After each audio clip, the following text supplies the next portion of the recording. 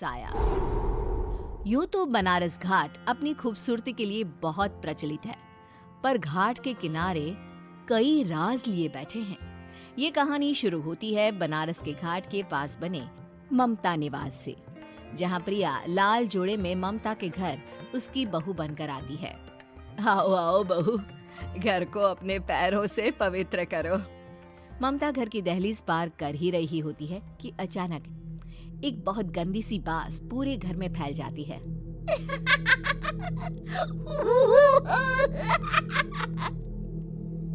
ये बदबू और ये आवाजें, ये कौन हंस रहा है माँ?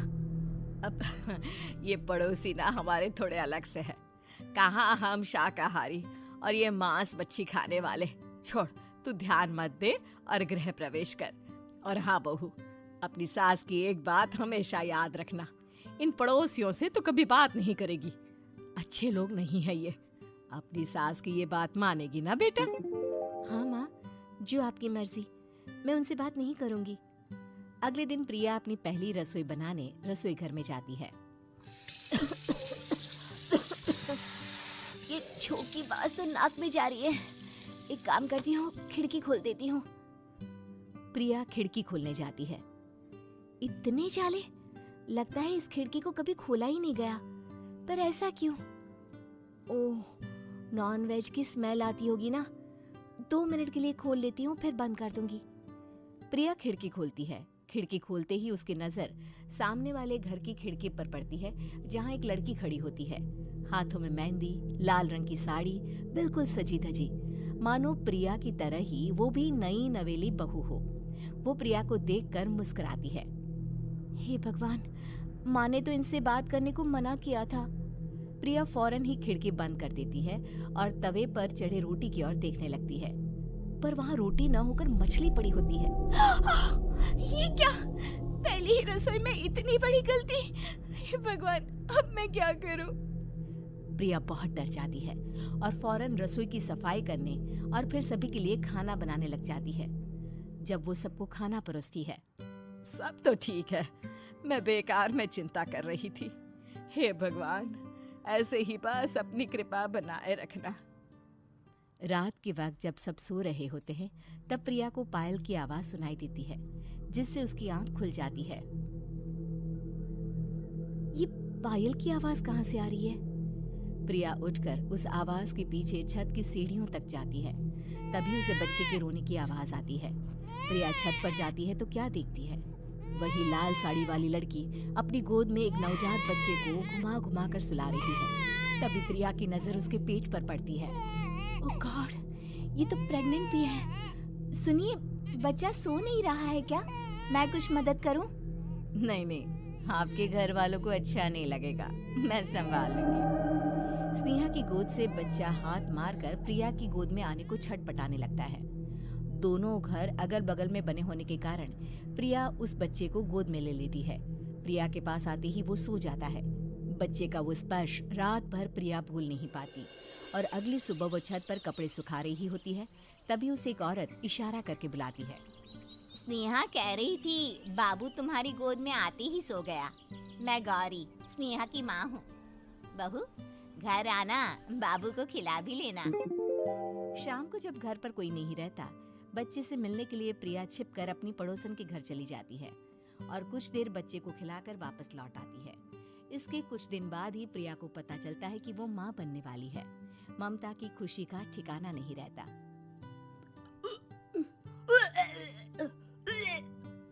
माँ जी, पता नहीं क्यों उल्टी आ रही है। प्रिया भागती हुई वॉशरूम में जाती है तो हरे और लाल रंग की उल्टी करती है। उस उल्टी में से कीड़े निकलते हैं। ये क्या? खून और ये कीड़े! माँ! माँ! प्रिया की आवाज सुनकर ममता दौड़ कर आती है, पर बेसिन में कुछ नहीं होता। प्रिया हक्की बक्की रह जाती है। ये सब क्या हो रहा है? प्रिया घबरा जाती है और अपने कमरे में जाकर सो जाती है। डर के कारण वो इतनी थक जाती है कि उसकी आंख लग जाती है। तब उसे ऐसा लगता है उसके पेट पर मानो कोई बैठा हुआ हो। कौन हो? प्रिया के पेट पर एक 5 महीने की बच्ची बैठी हुई थी, जो बुरी तरह जली हुई थी। माँ, तुम ही मुझे लाई ना अपने पेट में। मैं तुम्हारी माँ नहीं हूँ। कौन हो तुम? माँ, देखो मैं जल गई बुरी तरह से। 6 महीने पेट में रहने को भी मुझे नहीं मिला।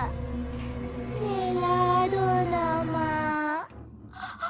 बचाओ, बचाओ, माँ। ममता दौड़कर कमरे में आती है। प्रिया की बातें सुनकर वो सब समझ जाती है। तू कहीं बगल वाले घर में तो नहीं जाकर आई ना बहू? मुझे माफ कर दो, मैं गई थी माँ। उस घर में सब मरे हुए हैं बहू। कई साल पहले स्नेहा उस घर में बहू बनकर आई थी। कुछ ही दिन में वो एक बच्चे को जन्म देने वाली थी। पूरा घर बच्चे के आने की खुशी में खोया था कि एक दिन अचानक उस घर में आग लग गई। सब बुरी तरह जलकर मर गए।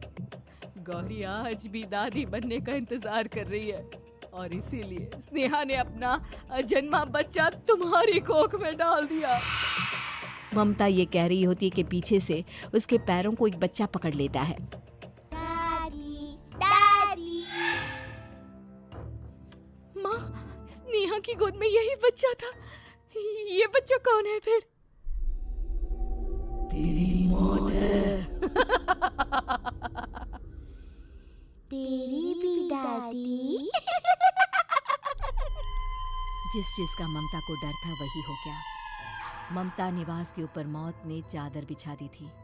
प्रिया का पेट ऐसे बढ़ जाता है मानो 9 महीने का हो। 2 हाथ उसके पेट से बाहर निकलते हैं। बहू, संतोष को फोन कर, किसी पंडित जी को बुला बहू। प्रिया का पति भागता हुआ घर आता है। ये तो होना ही था माँ। तेरा पाप तेरे सामने आ गया तो तू सह नहीं पा रही है। स्नेहा घर में आग लगी नहीं थी, माँ ने लगाई थी, प्रॉपर्टी की लालच में। और वो बच्चा मेरी पहली पत्नी का बच्चा है, मेरा बेटा, जो कि उस आग की चपेट का शिकार हो गया था। मैंने तुमसे ये सब माँ के कहने पर छुपाया था। मुझे माफ कर दो प्रिया। तुम अगर चाहो तो यहाँ से जा सकती हो। मैं तुम्हें किसी भी बंधन में रखना नहीं चाहता। मेरी शादी हुई है आपसे, मैं आपको छोड़ नहीं सकती, पर उससे पहले हमें स्नेहा, उसकी माँ और बच्चे की आत्मा की शांति करवानी होगी। संतोष और ममता गौरी के घर जाते हैं। अंदर सब कुछ जला हुआ होता है। जमीन पर जली हुई लाशें बिखरी हुई थी। ममता रो रो कर अपने करने की माफी गौरी से मांगती है।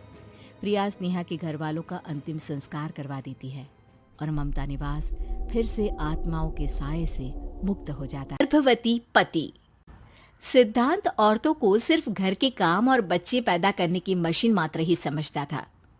एक बार रिद्धि कहती है, देखिए जी, मेरे पेट में दर्द हो रहा है, मैं आज खाना नहीं बना पाऊंगी।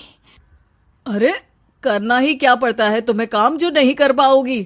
एक बेबी ही तो होने वाला है तुमको। हाँ हाँ जानती हूँ मैं कि बेबी होने वाला है, पर मैं किस स्थिति से गुजर रही हूँ आप जानते हैं। अरे यार, पूरी दुनिया हर एक कंट्री में बच्चा पैदा होता है, लेकिन ऐसा तमाशा तो कोई औरत नहीं करती जैसा तुम करती हो। रिद्धि करती भी तो क्या, पति को कैसे समझाए कि हर औरत की जिंदगी में ये दौर उसके पति से ज्यादा प्यार, ज्यादा अपनेपन की मांग करता है। अगली सुबह, अरे रिद्धि, खाना तैयार हो गया क्या?